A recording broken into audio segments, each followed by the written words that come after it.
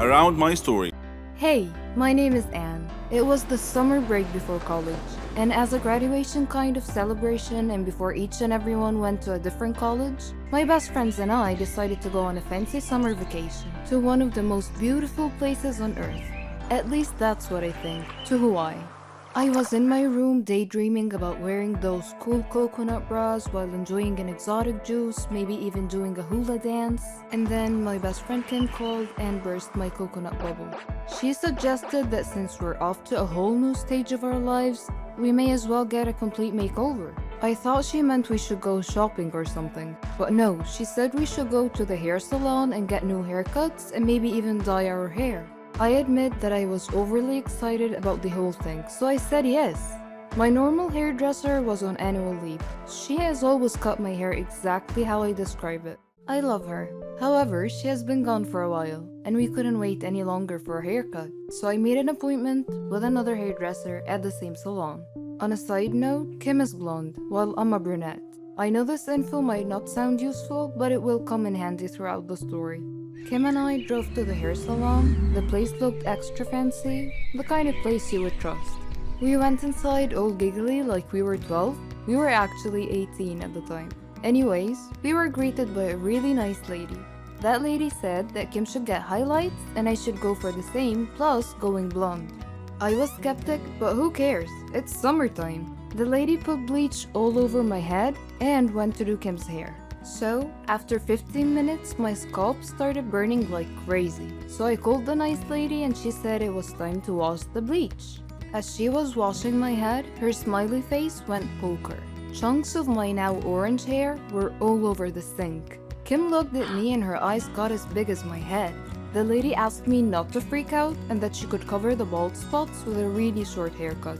So I showed her a picture of exactly how I wanted to look like. And so she started cutting my hair. So far, so good. Then she snips a huge section out of the front of my hair, saying that she was framing my face. At this point, it was too late to say anything. The haircut was just hideous. Not me at all, and especially not what I asked for. So I told her that I hated it.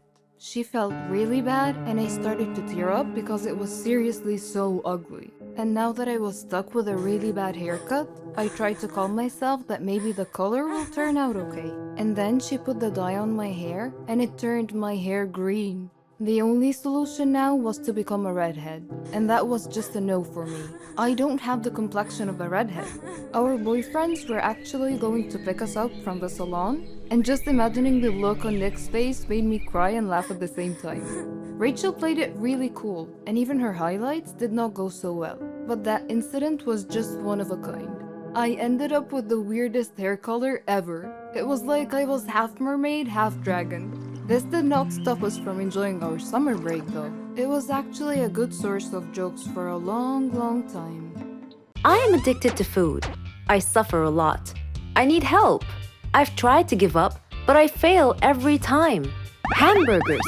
Who can give up eating hamburgers, especially with barbecue sauce? I didn't mind this kind of addiction, but I'm getting ahead of myself.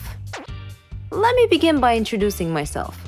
I am Patricia, 15 years old, living with my parents and my brother. I lead a quiet life. No interests, no hobbies, except for eating, that is. Food is my faithful friend. It never leaves me. It is my partner, my soulmate. But having food as your soulmate has insidious side effects. A dark side, if you will. It denies me a healthy life, robs me of the energy to play, and causes me to sleep excessively. I would much rather stay at home with a bag of potato chips than go out and exercise. My soulmate ultimately betrayed me, though, last Thanksgiving at my granny's home. She lives in a state nearby. Granny was a clever doctor and an excellent cook at that. She could conjure up something really delicious. On that day, she had prepared barbecue turkey with nuts and other secret recipe ingredients. The taste was so great, as if it had descended from heaven itself. I felt like I was fighting a food war, and I had to win at all costs. I ate and ate and ate. I don't know why, but I just couldn't control myself. I attacked that turkey like it was the last on the planet. But every culinary war with a worthy adversary, such as the barbecued turkey, has its own unique type of casualties. Suddenly, I found myself unable to breathe. I fell to my knees and passed out. The turkey had won. I woke up later in the hospital, though, still clinging to an unfinished turkey leg. The doctor told me that I was gaining way too much weight. He said that I should be put on a diet. Diet? Man, how I hated that word. It hung over my head like the sword of Damocles. It meant depriving me of my passion, my reason for living. I considered eating vegetables in small amounts to be the worst form of cruel and unusual punishment, the worst form of torture imaginable. Imagine thinking of a wonderful, greasy, cheese-laden pizza with all the toppings and then suddenly opening your eyes to find a healthy green salad bowl. But I had reached a turning point in life. One day, my brother was playing on the street, while I was sitting at home gazing longingly at a tempting piece of cheesecake, just sitting there, taunting, daring me to eat it. I struggled mightily to resist the urge, but in the end I succumbed and wolfed it down like a starving animal. Shortly afterwards, I began feeling dizzy, but I was unable to call for help this time, and then I passed out again. I was taken to the hospital. While lying in the hospital bed, half conscious, I overheard the doctor say to someone, "She needs to stop eating or it will be the death of her."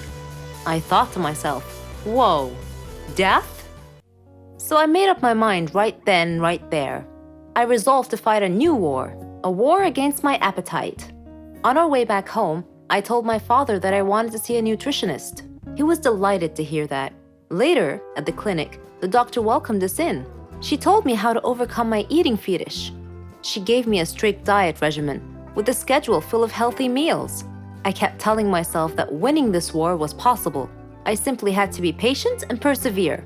I stuck to the strict diet and did some physical workouts. My parents supported me wholeheartedly. I was enthusiastic. I can totally do this.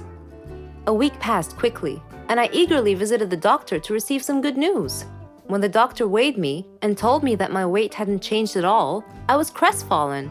She looked at me and asked me, how was this possible? I told her I didn't know, because I was following her diet thoroughly, though it did require a tremendous effort on my part. Another week passed, and again I went to the doctor. The results were the same. She said to me, "Patricia, are you sure you're following the diet I prescribed for you?" I said yes. She sat there wondering. Then she told me with a puzzled look on her face, "It's odd, but your weight is increasing, not decreasing." This unexpected piece of news mystified me. Another week passed. No change. The doctor was nonplussed. I returned home with a dejected look on my face. My father asked me what was wrong, and when I told him, he laughed. Do you believe that? My father actually laughed at my predicament. I was furious. He gestured an apology with his hand and then told me that it was my own fault. I was puzzled. What are you talking about? He told me that I had been sleepwalking to the refrigerator every night and eating everything in sight. I was taken aback. I couldn't believe it. "Stop acting like you didn't know it," he said.